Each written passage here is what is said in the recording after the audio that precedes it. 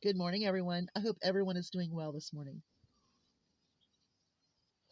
It is Saturday morning, and my neighbor never called. He never showed, so we did not go to the food pantry today.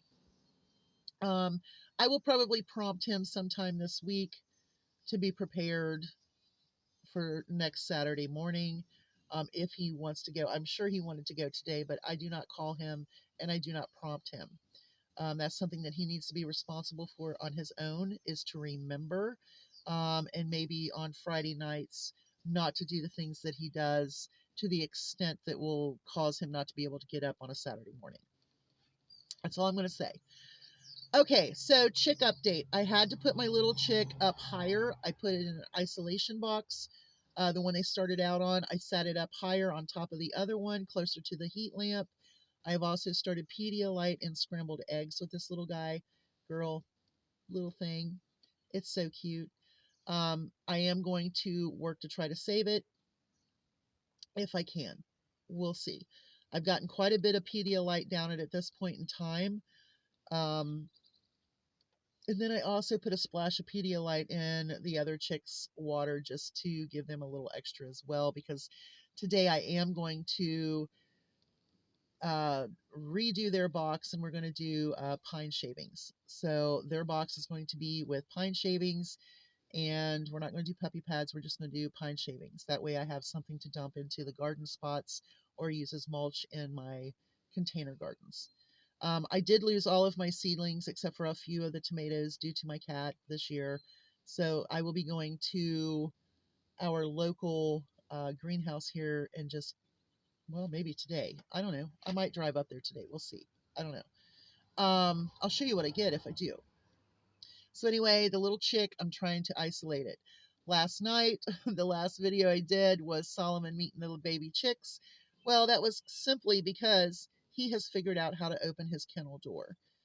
He's been working on it for a while. Since he could reach it, he's constantly tried to hit it. Well, I changed him to another kennel that is more on a slope, a little slope.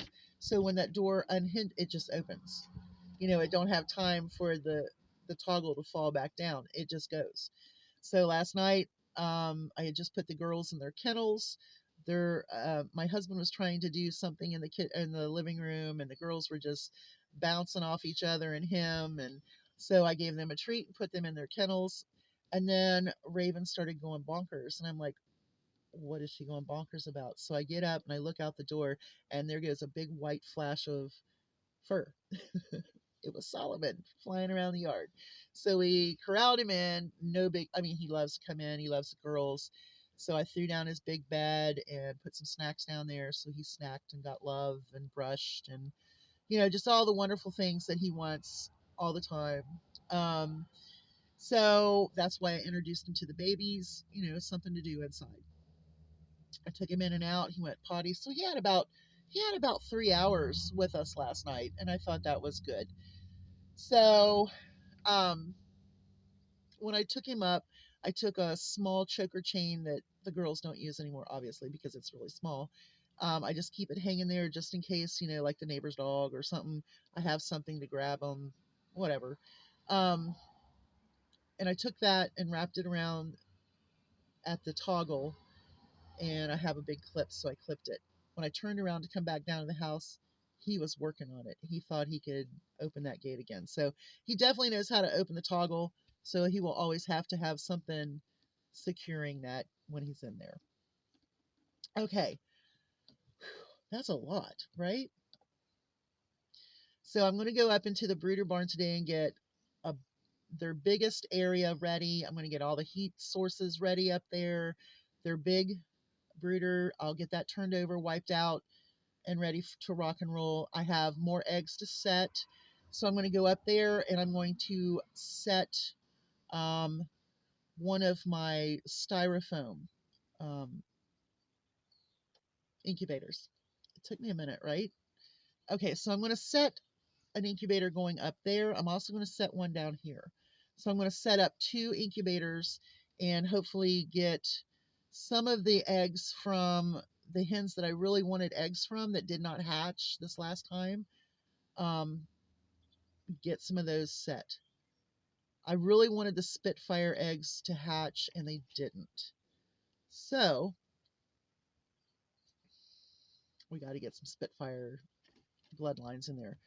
They lay the biggest blue eggs you've ever seen. They're huge. They're the big blue ones.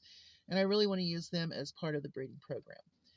Okay, so let's go ahead and get this out of the way. I wanna talk about this. Okay, I'm gonna read you a definition of conspiracy. A secret plan by a group to do something unlawful or harmful, a plot or a scheme. Okay, now a conspiracy theory, let's just go ahead and read that one. An attempt to explain harmful, tragic events as the result of actions of a small, powerful group. Okay, so conspiracies are not proven. Okay, conspiracies that are not proven true never leave the conspiracy form. Okay, so let's just take one real quick. Election fraud, or the fact that the 2020 election was stolen. Okay, now we have proof that Trump set up barriers and conspiracy plots and schemes. Okay, the plot of the fake electors, the plot of having Pence read the fake electors over the ones that were in Congress. You have a a uh, a sound telephone call from Donald Trump asking for over 11,000 votes. Okay, that's part of the plot. Now, when the lawsuits went through, they were all acquitted. There was no proof. No one brought proof. They blamed election machinery. They blamed counters. They blamed everybody, but there was no proof because it didn't happen. Okay. Now, this conspiracy caused chaos. It caused people that you would think would be rational thinkers to actually believe that the election was stolen.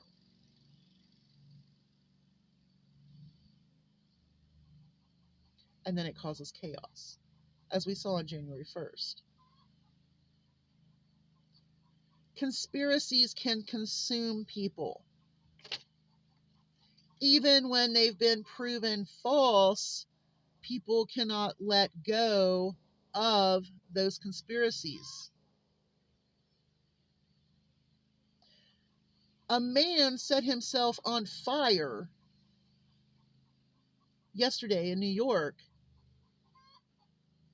because his head was full of conspiracies, which had caused chaos, which has consumed him. Mentally unstable people who are told conspiracies can really manifest some horrible behavior, whether to themselves or to others, as we have seen as well.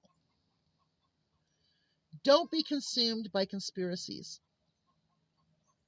Make certain that when you think something, that you've looked at all of the information, because there's nothing like what what we've seen. Conspiracies can cause chaos. Conspiracies can consume and manifest in really bad ways.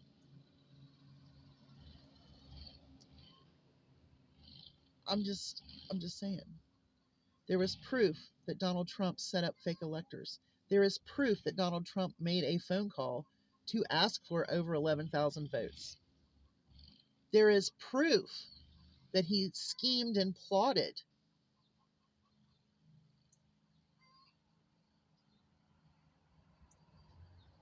There was no election fraud.